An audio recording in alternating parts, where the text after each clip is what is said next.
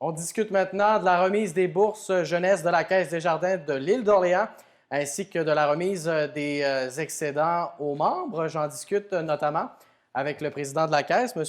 Jean Renaud. Bonjour. Oui, bonjour, M. Verrette. Ça va bien? Ça va super bien, Oui, vous? oui, c'est super. On va parler également avec le directeur général de la Caisse, M. Armand Paré. Bonjour. Bonjour, bonjour. Vous allez bien? Ça va très bien à distance. Oui, c'est ça, on s'adapte aux technologies. Monsieur Renaud, pour ce qui est des bourses jeunesse, comment vous avez procédé là, cette année là, dans ce contexte tout à fait exceptionnel? C'est sûr que cette année, à cause de la COVID, ça a chamboulé quand même pas mal de choses, mais la mise en candidature comme telle s'est faite normalement. On a d'ailleurs reçu 41 candidatures cette année. Le processus de jury puis de sélection éventuellement des candidatures, ça s'est fait selon le même processus.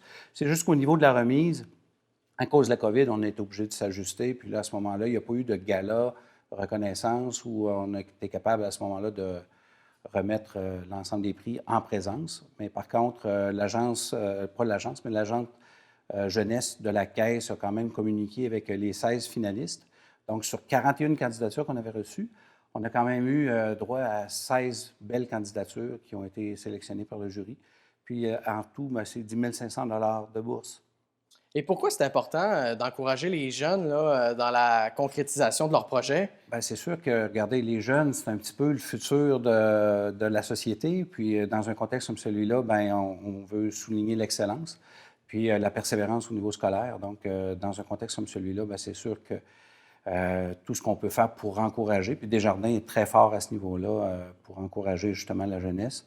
Donc, on a travaillé beaucoup à ce niveau-là. Puis, de chaque année, en fait, à chaque année, on a toujours à peu près le 10 500 $ qui est versé. Là. Fait que ça se verse au secondaire, au collégial, en formation professionnelle, à l'université.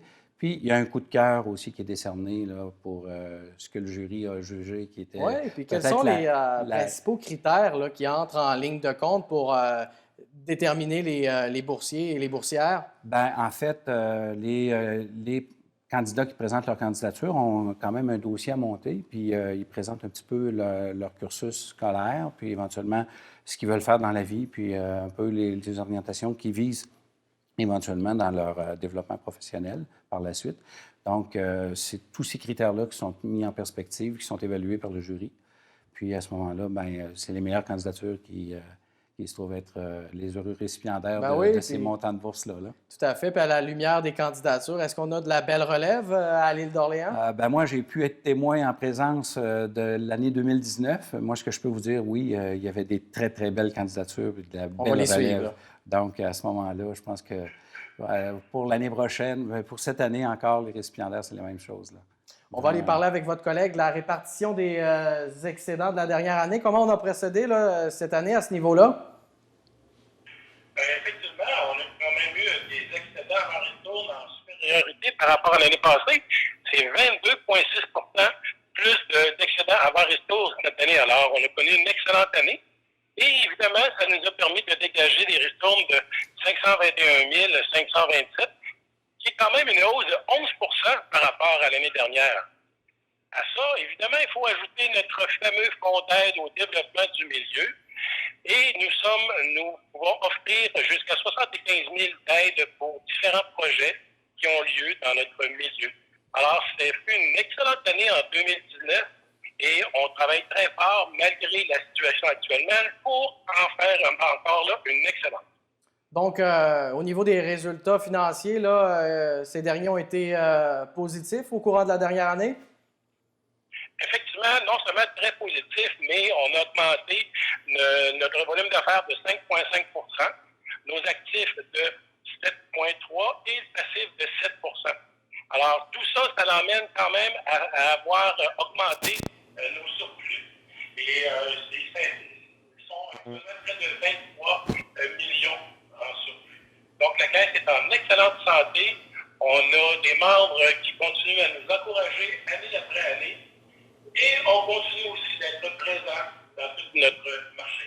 Oui, justement, vous avez investi à plusieurs endroits dans la communauté. Là. Quelles sont les principales réalisations de la Caisse là, en 2019? En 2019, plutôt sur des projets. Je vous dirais qu'effectivement, il devait arriver en 2020. 2019, il y a eu quand même la plaque, si on veut, sportive vers Sainte-Famille. Mais 2020, on est en train de travailler un dossier qui aussi devrait avoir un impact assez important sur la communauté. Bien, messieurs, merci beaucoup de m'en avoir parlé aujourd'hui. Le mot de la fin à M. Renaud. Ben, en fait, je voudrais juste remercier l'ensemble de la Caisse, tant l'équipe, le directeur général, son équipe de gestionnaires, les administrateurs, mais aussi tous les membres et les clients de la Caisse. Sans votre apport, mais sans votre confiance, on n'est pas en mesure éventuellement de réaliser certains des objectifs, puis d'être capable d'être très présent dans votre cœur, dans votre milieu, puis éventuellement de répondre à l'ensemble de vos besoins. Donc, on vous remercie, membres et clients, de votre confiance. Puis au niveau de l'équipe, la même chose, on vous remercie infiniment de tout ce que vous faites pour leur donner une bonne qualité de service.